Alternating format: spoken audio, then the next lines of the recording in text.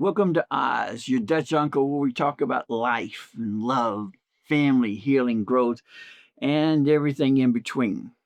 No pretending, no sugarcoating, just honest conversations from someone who's lived long enough to learn a few things and still enjoy learning a few more. Hey, what's happening? I'm Hoomes, also known as Oz, your Dutch uncle. And if this is your first time joining me, I appreciate you. Welcome.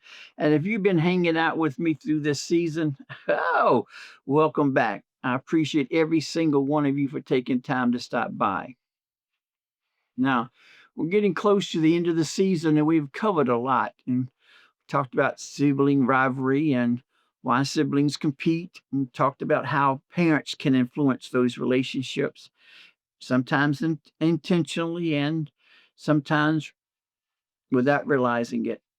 We talked about what sibling rivalry can feel like through the eyes of a child.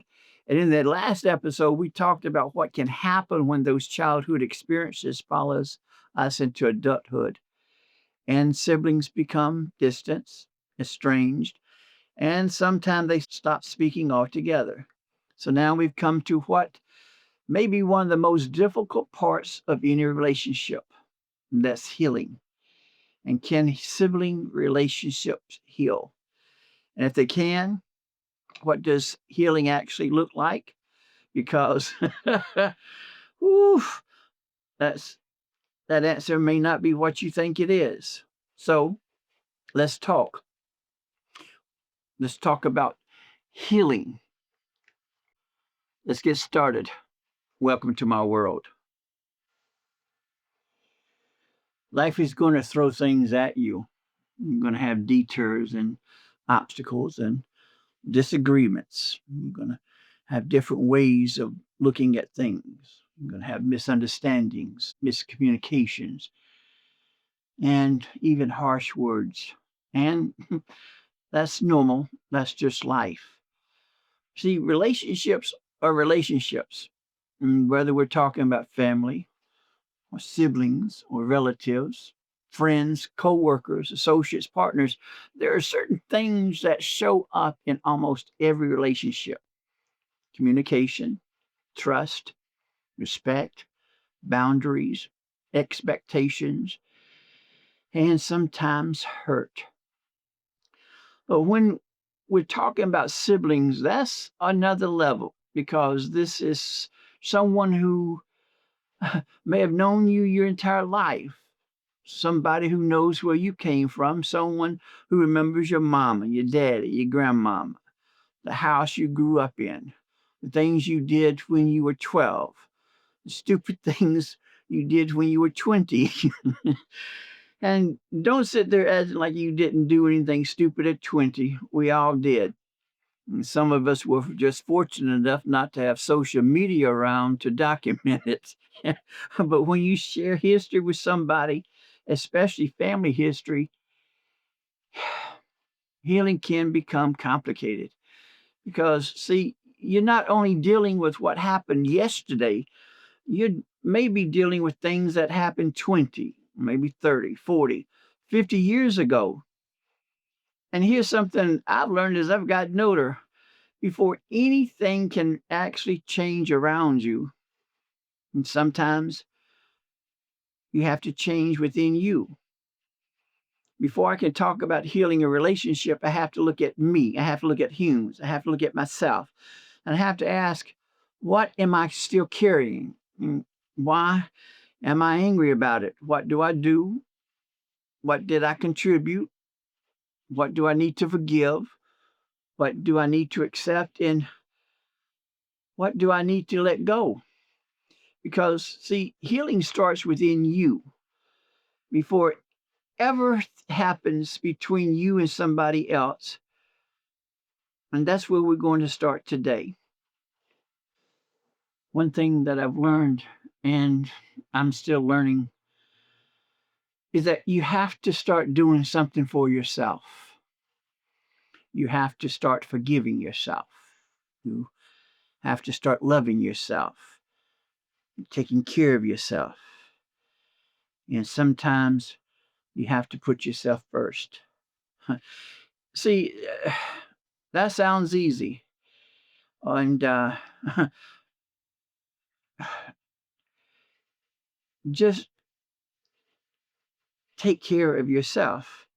And see, that's easy to say, but when you have spent your life being the one who gives, the one who takes care of things, the one people call, the one who tries to keep everything together, the one who keeps going, it's difficult to suddenly step back and say, what do I need?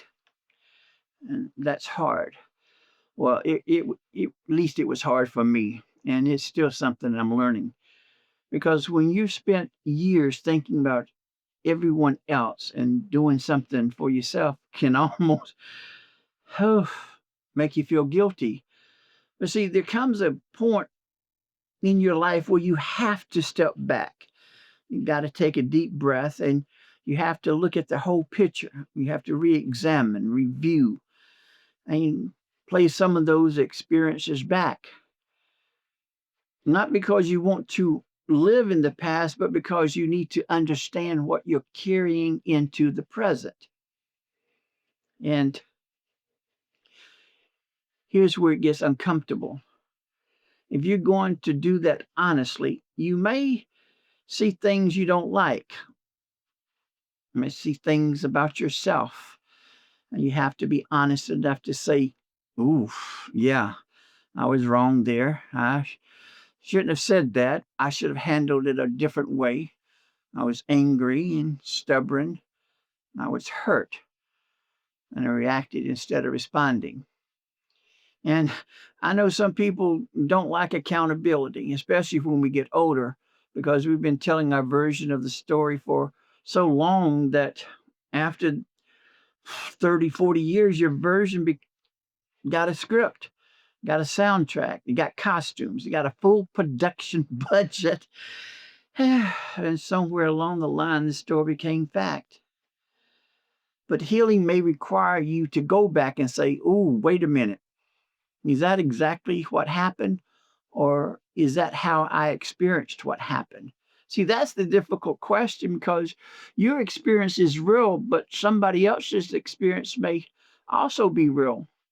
And once you take a look at yourself honestly, you accept your flaws, your insecurities, and you accept your part in what happened, then you can begin asking the next question.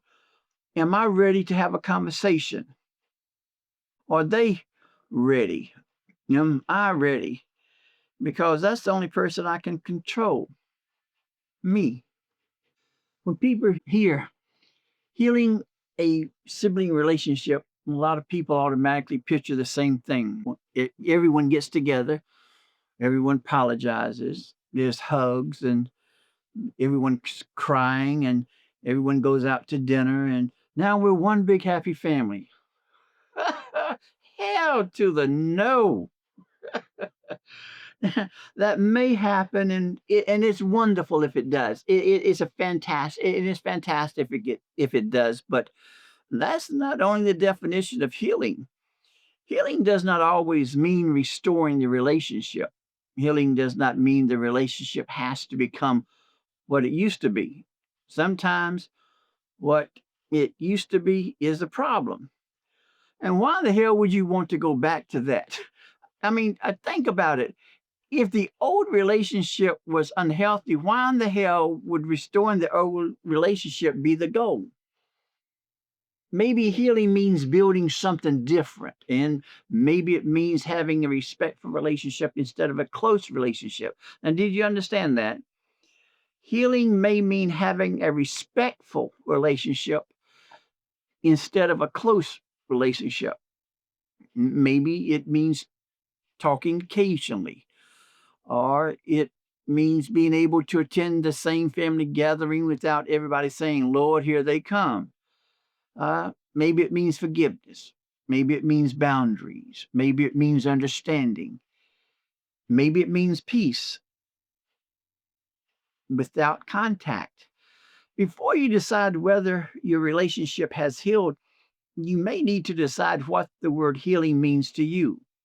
Now, does healing mean I can think about the person without becoming angry? Does healing mean I no longer need them to admit that I was right? Does it mean I finally understood that the childhood experience was different from mine? And does healing mean I can forgive them while still maintaining a boundary? Does it mean I can stop expecting them to become somebody they have shown me they are not ready to become? See, those things may be healing too. And here's something else, your definition of healing may not be your sibling's definition of healing. You may think healing means we need to sit down and talk every week. They may think healing means I like to be able to send you a birthday card without starting World War III. So you have different expectations, you have different needs, different definitions. And see, that's okay. The question becomes, can you create something healthier than what you had? Not necessarily identical to what you had, but healthier. Oh boy, forgiveness. That's one of the most misunderstood words in relationships. Lord, people hear forgiveness and they merely think, well, I guess I have to forget what happened. Oh, forget that. Nope, nada. Be for real. I guess I have to trust them again. No, I guess I have to let them back into my life the same way. Oh, be serious. I guess what they did is okay now. Oh, absolutely not. See, forgiveness does not mean pretending that nothing happened. Forgiveness does not excuse harmful behavior. It does not mean forgetting. And forgiveness does not automatically mean trust. See, for me, oh boy, forgiveness means I'm choosing not to allow what happened to control the rest of my life. I'm taking back control. I can remember without living inside the memory. There's a difference. I can say that hurt me and also say, but I'm not letting it run my life anymore.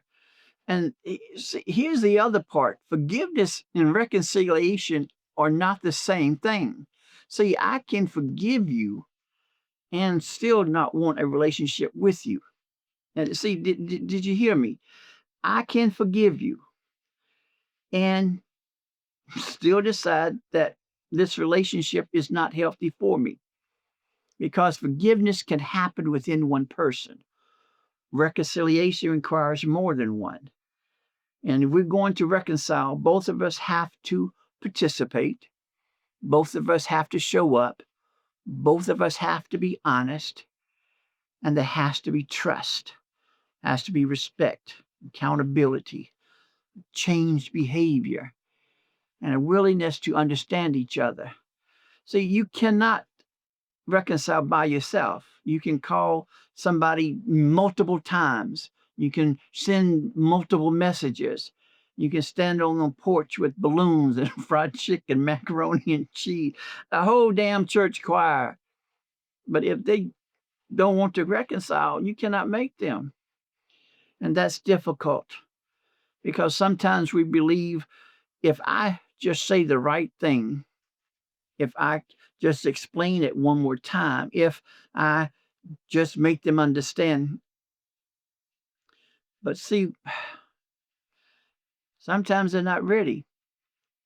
Sometimes you're not ready.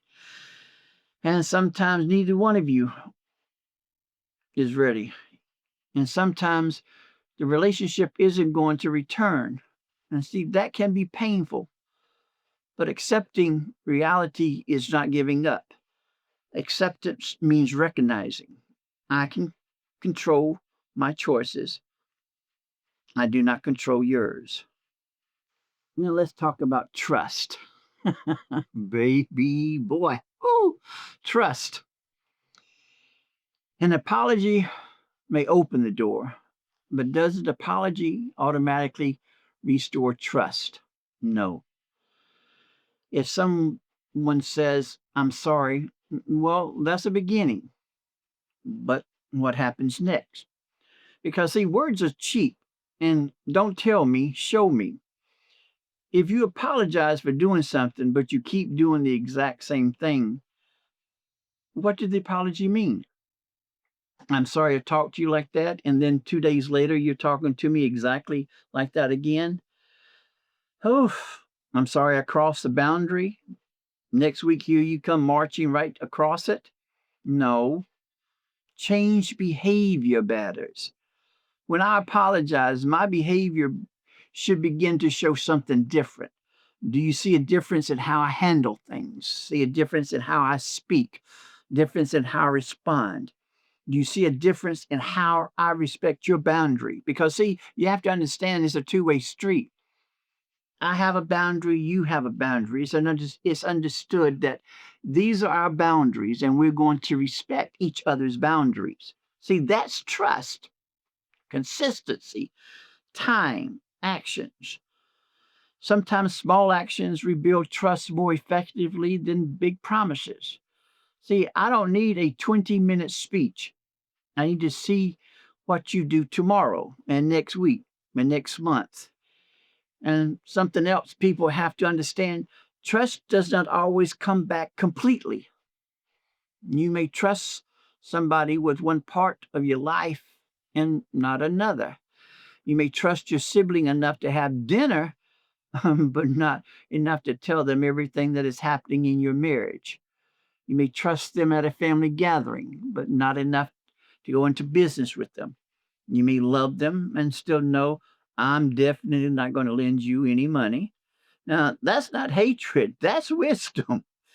So ask yourself, what's the difference between I forgive you and I trust you? See, those are not necessarily the same statement, and that's okay. Last episode, we talked about healing sometimes begins when somebody is willing to have the first conversation. Now, let's talk about what that conversation actually looks like. First thing, it is a conversation, it's not a debate, it's not an argument, it's not a trial. You are not Perry Mason. And your sibling is not on the witness stand.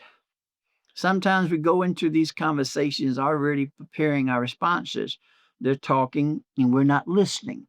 We're sitting there thinking, okay, as soon as they shut up, I'm going to tell them what really happened. See, that's not listening. You're loading the gun. So listen, then respond, and try to understand instead of trying to win. And see, let me repeat that. Try to understand instead of trying to win.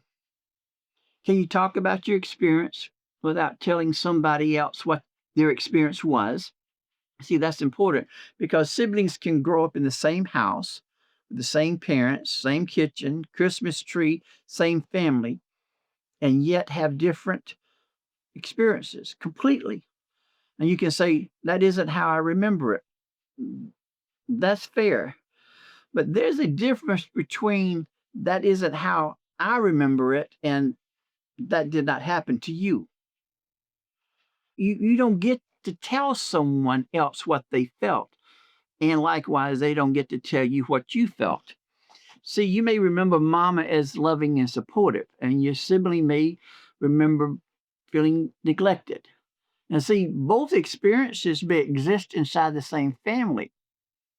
And that's something I had to understand. See, my experience was my experience.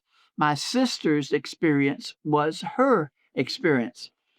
And just because I didn't experience what she experienced doesn't mean she didn't experience. Now, what she does with that experience, see, that's her responsibility. And how I responded, that's mine. And that's distinction. And that distinction can bring a whole lot of peace. Let me ask you something. When someone says, I'm sorry you feel that way, is that actually an apology? Because it actually sounds like, I'm sorry you have feelings. And that's not exactly the same thing as I'm sorry for what I did. And then there's the apology with the boomerang. I'm sorry, but but negates everything that you said. And here comes everything back around to being your fault. I'm sorry I cussed you out, but you know how you make me. No, you made the decision to cuss me out on your part. Now, see, here's what I believe: I can apologize for my part without accepting responsibility for everything. If I was wrong, I can say I was wrong. If you were wrong, that's for you to deal with. I have no problem saying I made a mistake because I made it. And if I made the mistake, then I need to accept accountability for it and not work on repeating it. I mentioned in the last episode that I text my sister. I apologize for any misunderstandings, miscommunication, and harsh words. Why? Because, see, I realized something. Her experience was completely different from mine, completely different. And see, I had to accept that. I did not experience what she experienced. I didn't walk through what she walked through. I didn't have the same relationship with mama that she had. And see, because see, my relationship with mama was different. What happened between mama and my sister, that's not mine for to write. And that's not mine to explain away. That's not mine to control.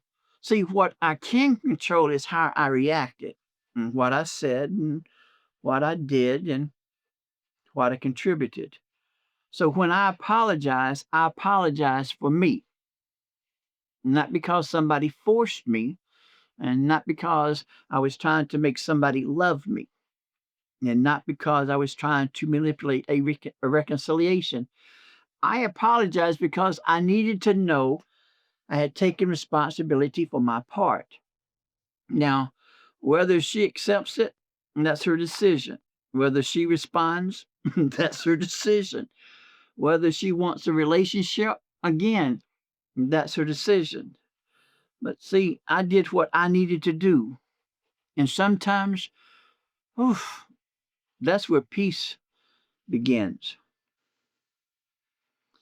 Now, I've talked before about something that changed me, and that was my diagnosis with myasthenia gravis.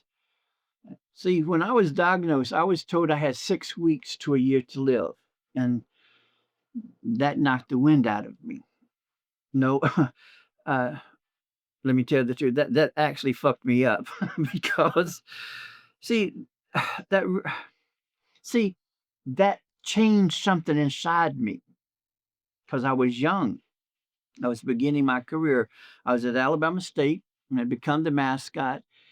And let me tell you, when you never actually had muscles in your life and all of a sudden you have muscles, baby, let me tell you, oh, that is wonderful.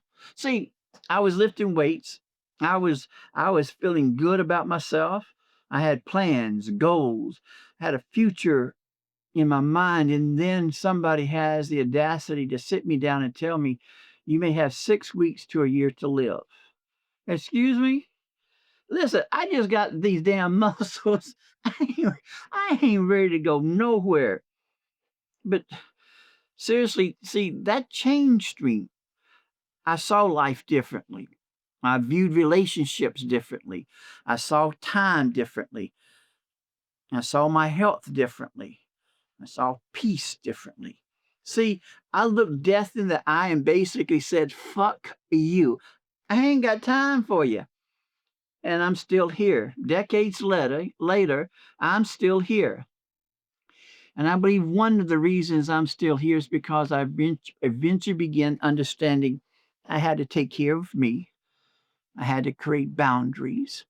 I had to forgive myself. And see, that's what people don't seem to understand. You have to forgive yourself. You do. That starts the healing process because once you're healed, then you can start trying to heal the relationships around you. So I had to forgive myself. I had to stop carrying everything. I had to understand that my peace mattered, my health mattered, my life mattered. And I'm still learning that, because when you're used to doing for everybody, you can feel guilty when you finally say no. And see, that's a strong word. That's a powerful word. No. You see, you can feel guilty when you say, I can't do that. And you can feel guilty when you say, that isn't healthy for me. But see, guilt does not automatically mean you're doing something wrong. Sometimes guilt means you're doing something different. And see, that diagnosis taught me life is valuable and too uncertain, and to spend all of it carrying anger that somebody else isn't even thinking about. I mean, think about it. You're sitting at home mad, your blood pressure up, you're talking to yourself, you're replaying what they did, and imagining what you're going to say the next time you see them. But meanwhile, they're at Applebee's eating mozzarella sticks, and they don't give a happy goddamn that you're mad. They're living their life, and see, you're allowing the anger to limit yours. And at some point, you have to ask, who is this anger actually hurting now? Now, let's talk about boundaries, because people hear the word boundary and they think, oh, you're trying to keep me out. No, not necessarily. Healthy boundaries can actually protect a relationship. A boundary simply means this is what I need. And if we're going to have a healthy relationship, maybe the boundary is speak respectfully. Maybe we're not discussing this particular topic every time we get together. Or don't call me at 2 o'clock in the morning unless somebody is dead, bleeding, or Jesus has returned. And maybe it's, I need you to respect my time. Or I can say no without having to give you a 5-page explanation or dissertation. And maybe it's this, if this conversation becomes disrespectful, I'm going to walk away. Now, see, that's not punishment, that's protection. And here's the thing, when you start creating boundaries where there have never been boundaries before, you got to expect pushback. Because, see, people, they don't like boundaries, especially people who have benefited from you not having any. And if someone has an unlimited access to your time for, let's say, over 30 years, and suddenly you say, I can't do that today, they may say, well, you've changed. Okay, yeah, that's the point. I hope I have changed. If I'm exactly the same person I was 30 years ago, well, see, something went wrong. Your boundaries can involve the phone calls or family gatherings or money, parenting, personal information, social media, caregiving, spouses, partners, and other relatives. Because see, you have to understand that you have other elements in your relationship. So you not only have relationships with your siblings, but also you have those outsiders in quotations. You have your cousins, you have your aunts, you have your uncles, and then God forbid if you have an extended family, or if you have steps, or if you have halves. Oh boy. So how disagreements are handled and how much access someone gets to your life. See, family does not automatically mean unlimited access. And see, that's something you have to decide. And boundaries can change, especially if trust grows. Maybe the boundary changes. If someone has just demonstrated consistency, well, you can allow a little more closeness. But if they don't respect the boundaries, then you have another decision to make. Because a boundary without any consequences is simply just a suggestion. I mentioned it earlier, and while we're talking about boundaries, allow me to say something about them others in quotation marks. like I stated before, and you know who I'm talking about, those outside elements. You got those cousins, the aunties, the uncles. Oh, I forgot about the spouses and the cousins of the cousins of the cousins. And you have that family friend who's been around for so long, everyone calls her auntie, even though ain't nobody quite sure where the hell she came from. And every family, oh boy, every family has individuals who just love complications. And you got people who like to stir the shit and then sit back like, what happened? Bitch, you know what happened. You brought the fucking spoon. So when you take a problem, or when you take an issue between two siblings, you have to add six cousins, three aunties, two spouses, your mama's best friend, and then you got somebody from damn Facebook, and you have a partridge in a pear tree and two turtle doves. See, you have to change the equation because see now people are forming teams. People got information that weren't there to witness. And people are saying, well, I heard, please stop, please. You heard, you weren't there. Get over it, sit down. Any, ooh, when it comes to certain things between me and my siblings, I don't give everybody permission to have an opinion. First of all, you don't know, you weren't there, you heard a version, maybe you heard my version, maybe you heard hers, maybe you heard somebody else's versions or somebody else's version, and by the time it gets around the family, oh please, somebody has been arrested or divorced, remarried, and they joined the circus. See, that's how family stories work. See, I mean, it's like an example. You put people in a row, and you whisper something in one person's ear, and they whisper it to somebody else, and then they whisper to somebody else, and then by the time it gets to the last person, what was stated in the beginning initially isn't what is stated in the end. See, that's how family stories work. So, if I'm trying to establish something healthier with somebody, I may have to tell the outside elements, this isn't your conversation. And that doesn't mean I hate you. It just means that you can't have your own relationship with them. It just simply means you can't get to manage mine. And see, that's another boundary. Here's another thing I would like for you to think about. Sometimes siblings know each other's history. They better than they know each other. Uh, you remember who they were at 15. You remember what they did at 20. You remember the mistakes they made. You remember the role they played in the family. The smart one, athletic, the quiet one, the hard headed, the responsible, the oldest, the middle, the baby. But do you know who that person is today? Because, see, life happens, divorce happens, careers change, people lose jobs, they lose spouses, they lose children, they experience illnesses. People go through things you know nothing about.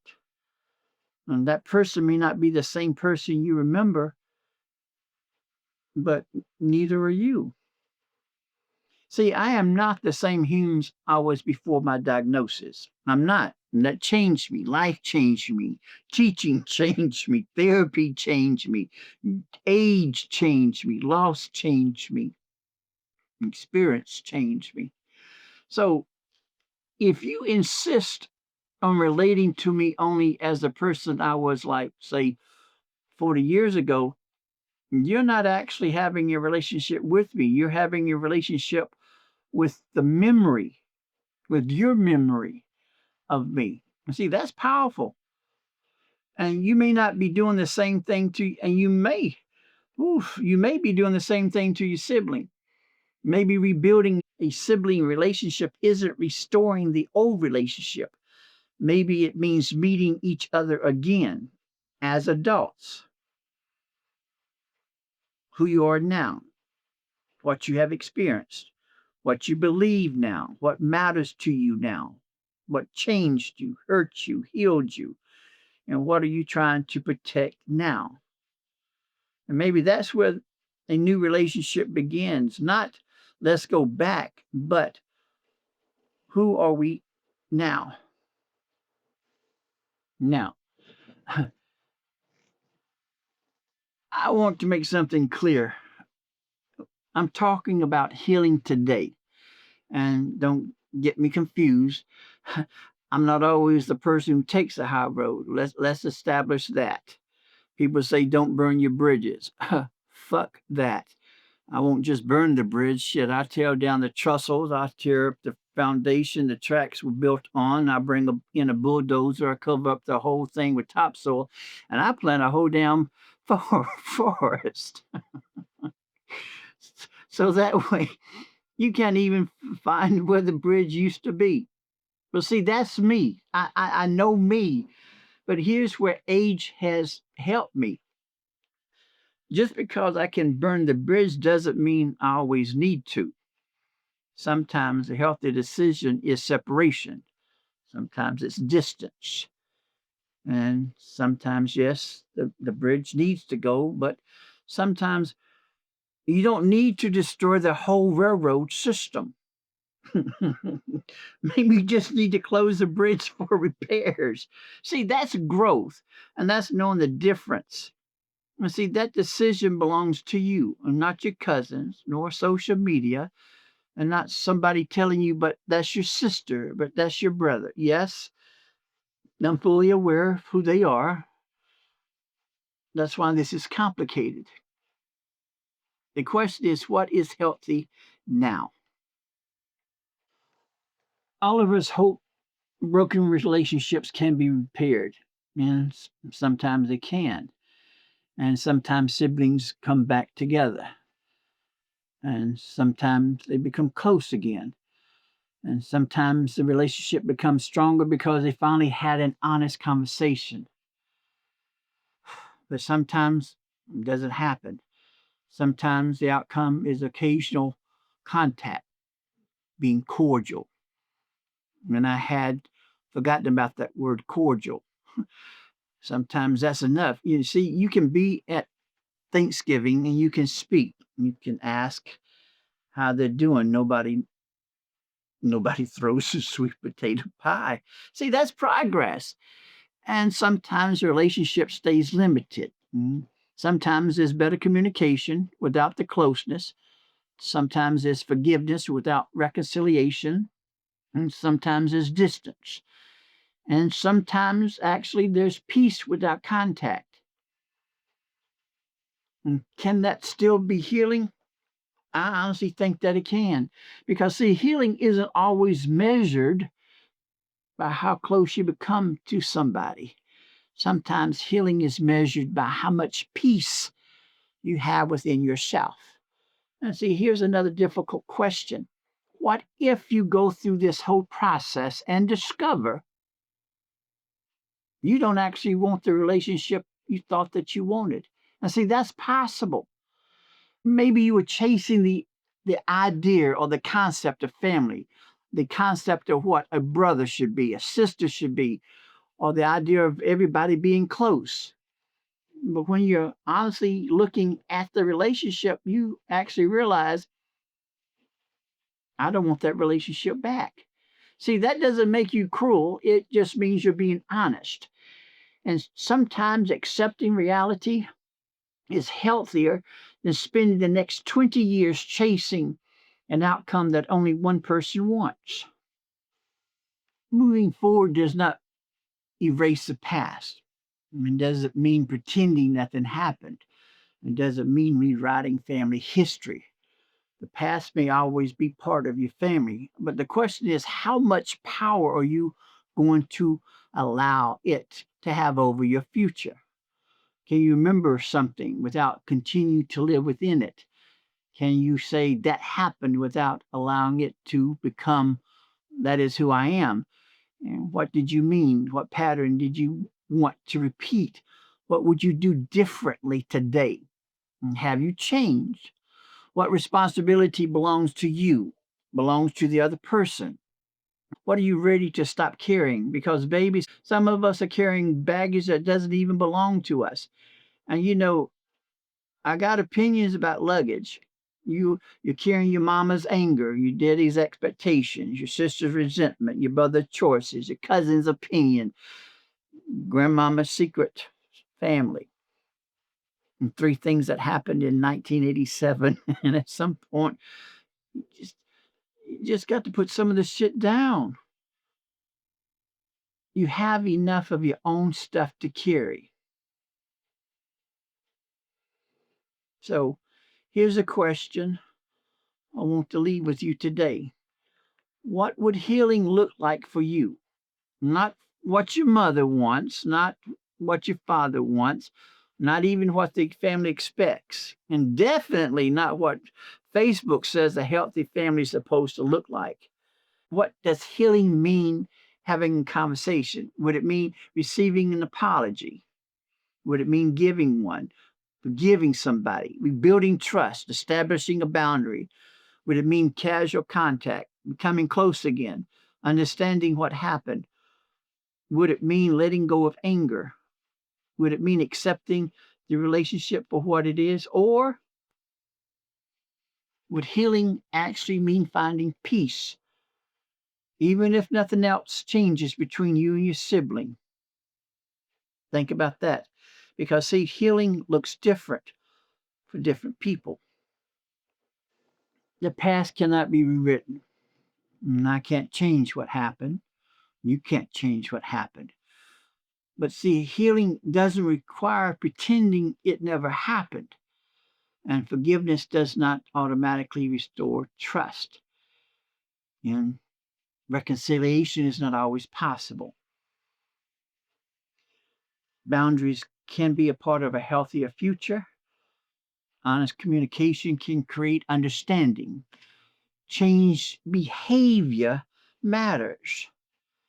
And sometimes rebuilding means creating a completely different relationship rather than restoring the old one.